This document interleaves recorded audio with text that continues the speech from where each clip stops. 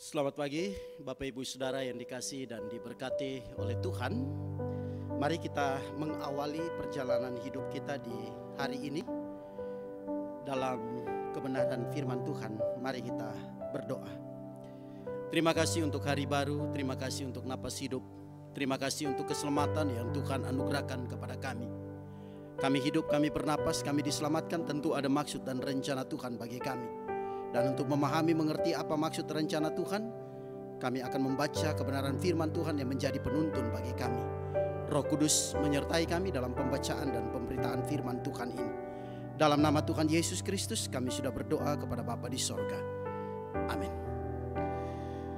Yohanes pasalnya yang keempat ayat 23 dan ayatnya yang ke-24 menjadi bacaan firman Tuhan bagi kita di pagi hari ini.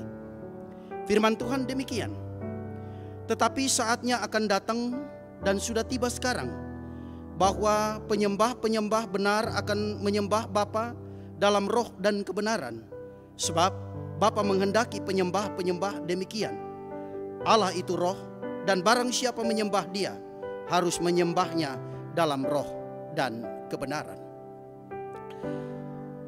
Kekasih Tuhan, kita manusia diciptakan oleh Allah dengan tujuan agar kita dapat menyembah Allah. Banyak orang mendefinisikan penyembahan kepada Allah dengan kebaktian-kebaktian yang dilakukan pada tempat dan waktu tertentu. Kata menyembah memiliki dua pengertian. Yang pertama adalah seseorang yang menganggap bahwa oknum yang disembah itu lebih tinggi darinya. Dan yang kedua, seorang yang mau menghambakan dirinya kepada yang disembahnya. Berarti Bapak Ibu Saudara, orang yang mau menyembah Tuhan adalah orang yang merendahkan dirinya dan memiliki pengabdian diri kepada Tuhan. Dan Tuhan menghendaki kita menjadi penyembah-penyembah yang benar. Injil Yohanes pasal 4 berkisah tentang percakapan Tuhan Yesus dengan seorang perempuan Samaria. Dan ada dua hal penting yang Yesus sampaikan. Yang pertama adalah kalau seseorang menyembah, dia haruslah menyembah Tuhan di dalam roh. Yesus menyampaikan arti penyembahan yang sesungguhnya. Itulah penyembahan dalam roh. Apa artinya? Yaitu yang tidak bisa dibatasi oleh waktu dan tempat. Karena Allah itu roh adanya. Menyembah Allah dalam roh berarti roh kita menanggapi roh Allah. Dan ini hanya bisa dilakukan oleh setiap kita yang telah dihidupkan kembali oleh Allah. Yaitu ketika kita mengambil keputusan untuk menerima Yesus sebagai Tuhan dan Juru Selamat. Yang kedua, menyembah dalam kebenaran. Penyembahan kepada Allah yang hidup hanya dapat dilakukan di dalam kekudusan.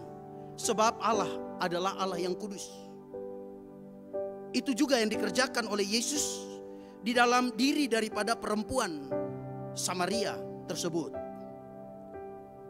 Kekudusan dari bahasa aslinya kados memiliki arti atau pengertian keterpisahan atau dipisahkan. Ini menunjukkan bahwa ketika kita menyembah Allah, kita harus menyadari bahwa kita sudah mengalami keterpisahan diri dari dosa. Allah menghendaki sebuah penyembahan yang dilakukan dalam kekudusan dan tidak berkompromi dengan dosa. Bapak Ibu Saudara, penyembahan yang kita lakukan seharusnya bukanlah hanya berupa liturgi dalam kebaktian, tetapi penyembahan adalah pengabdian diri kepada Allah dalam segenap aspek hidup dimanapun kita berada. Menyembah yang benar adalah menyembah Allah dalam roh dan kebenaran. Melakukan penyembahan berarti melakukan apa yang Tuhan kehendaki. Seseorang yang sudah diselamatkan oleh Tuhan untuk menjadi alat keselamatan pasti akan melakukan pola penyembahan yang benar yang dikehendaki oleh Tuhan. Maka marilah kita hidup hanya untuk menyembah Allah di dalam roh dan kebenaran. Mari kita berdoa. Tuhan, terima kasih bahwa kami diciptakan oleh Tuhan secara khusus, istimewa di hadapan Tuhan. Kami diberi akal, pikiran untuk mengenal Tuhan dan untuk memuji serta menyembah Tuhan. Kadang kami tidak tahu atau kami salah melakukan pujian dan penyembahan kami kepadamu. Tetapi kebenaran firman Tuhan pada hari ini memberikan pencerahan kepada kami.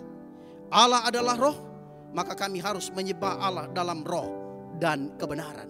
Kapanpun, dimanapun kami dapat melakukannya itu dengan memberi hidup kami hati yang tetap hormat dan mengasihi Tuhan.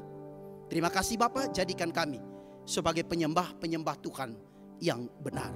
Di dalam nama Tuhan Yesus Kristus kami sudah berdoa dan bersyukur kepada Bapa di surga. Haleluya. Amin.